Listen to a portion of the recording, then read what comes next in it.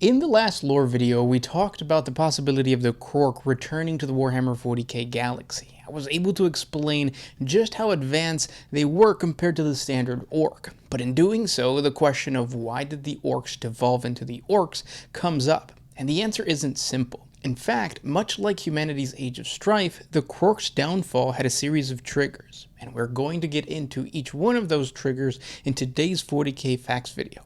If you're new to the channel, allow me to introduce myself. I am your host, Gersh1, your guide through the grimdark universe of Warhammer 40,000. If you guys want to get more lore videos, please subscribe to the channel, and if you enjoy this topic, smash the like button and consider sharing with your friends on Facebook, Reddit, whatever social media you guys use, or shooting us a super thanks. It's an excellent way to support the channel. But with all that said, let's answer the question of what happened to the Krork. The Krorks were created by the Old Ones long ago to be one of the many psychically powerful warrior races whose role it was to battle the unified Necron empires during the War in Heaven. The full details of this epic galaxy-spanning conflict is covered in a video I will link above, but the important information is that the Old Ones eventually lost. They were driven away out of the galaxy not by the Necron dynasties, but rather a more insidious force that used the new warrior races as a portal from the Immaterium into reality. This became known as the Enslaver Plague. In my opinion, this is one of the first triggers that began the downfall of the Krorks. You see, the Enslavers are parasite-like warp entities that mind control unprotected psychers in order to turn them into living doorways where hundreds of these creatures can burst out and continue to feast on mortal beings in real space. And although Krork had a deep understanding of their psychic energy, which later would become interpreted as Wog energy, they were still psychers, which meant that the Enslavers devastated the Krork just like any other warrior race. Now, if you check out the last Krork video, you would know that these greenskins incorporated their psychic energy throughout their entire society. They didn't just use it as a weapon like most librarians or psychers in the Imperium, but also a source of energy and power for their machines. The Krork civilization ran on this plasma-like etheric power, much like the ancient orc empire of Goro, encountered by humanity during the Great Crusade. Those orcs were guided by the tech caste of mech boys that allowed the greenskins to rival the God Emperor's power himself.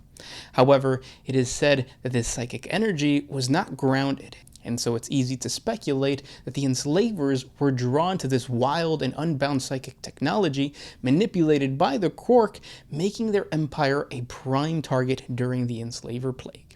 And when you have warp entities powerful enough to chase off the Old Ones and force the Necrons to enter a great sleep, you probably have an enemy that can hurt the Krork Empire of the ancient era. And so, the first major catalyst for the end of the Krork was the Enslaver Plague. Another major trigger that caused the de-evolution of the Krork was the biological engineering of the species as a whole. You see, the Old Ones embedded the Krork with the biological markers that gave them the instinctive knowledge to perform vital societal roles. This is where we get odd boys. These orcs naturally understood how to build rockets, cultivate squigs and Gretchen, and provide medicine and healthcare to their fellow greenskins. What's interesting is that the longer the orc is alive in the current era, the more developed these skills become, to the point where they have a mech boy like Orchimedes, who's under the protection of Godschool Magor Thraka, that has been around long enough to know how to create teleporter technology, something rare in the orc society. Or a pain boy like Mad Doc Grotznik that is also under the protection of the Prophet of the Wog, planning on creating Primaris orcs.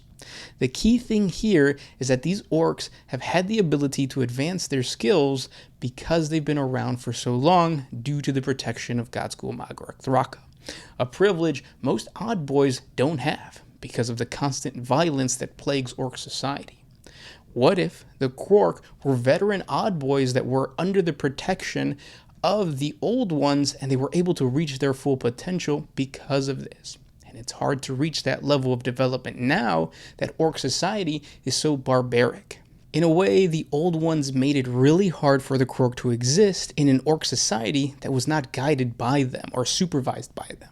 By biologically engineering such a cutthroat warrior race, the chances of orcs existing long enough to reach the sophistication of a Krork on their own became very rare. And as the Krork leaders went away, less orcs were able to fill that niche because it was so hard to attain. Now, this is a lot of speculation based on few evidence of the Krork society, but what it implies is that the Krork's de-evolution might have been biologically engineered by the Old Ones from the beginning.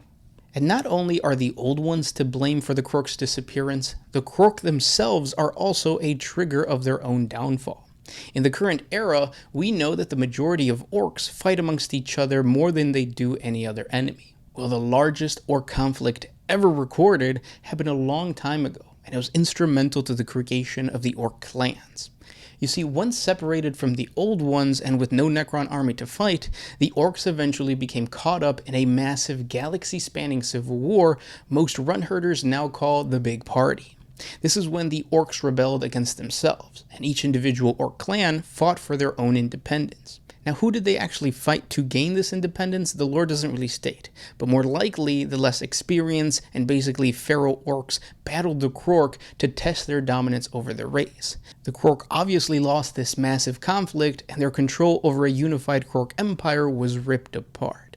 The few military-minded orcs that sided with their orc veteran leaders were more than likely Blood Axe clan orcs. But the most aggressive and brutish clans, known as the Goths, became the new dominant clan, bringing with them this almost mindless, aggressive society where might makes right, what we know today. The way I see it, the Krork Empire of the War in Heaven stood no chance against the enemies from within. Evil Sun rebellions, Bad Moon uprising, and Death Skull insurgents. The orc clans destroyed the Krork. Now lastly, we have the targeted destruction of the Krork by the other warrior races that were left in the galaxy after the War in Heaven. Races like the Eldar, the Roshan, and the Nib. They understood how dangerous the Krork were. They devastated the unified Necron dynasties and now turned their aggression on them. It became a priority to get rid of this race that was created only for war. Unfortunately, killing the orcs was nearly impossible due to their biology, but destabilizing their empires and causing as much inner conflict as they could to the point where they would become nothing more than a pest in the galaxy was a more realistic approach. A longer approach, but a realistic approach. By targeting the Krork leaders, they essentially cut the head off the snake being the extremely dangerous Krork empires of old. And so it was the Enslaver Plague, the orc biology, the inner conflict of the clans, and the other warrior races that eventually got rid of the Krork. And in the millions of years that passed, the Krork society devolved into the orc race that we know now, a very brutish and aggressive race. Still very dangerous, but nowhere near as powerful as it once was. Now, I hope you guys enjoyed this quick little explanation and it helped you understand more of the orc lore.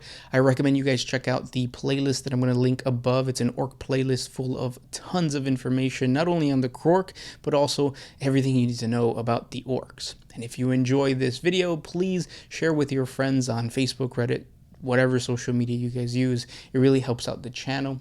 Or simply commenting down in the comment section below, smashing the like button, doing all that kind of stuff. It really does help us create more videos for you guys. I really appreciate you guys watching, and remember, we have a whole what if scenario series that we are posting or publishing this entire month. So subscribe to the channel to get more lore videos like that one. And this is the first video that I'm doing with the teleprompter, so I hope it doesn't look too bad. But I appreciate you guys watching and listening, and we'll talk tomorrow. This was Gershwin with One Mind Syndicate, signing out. Always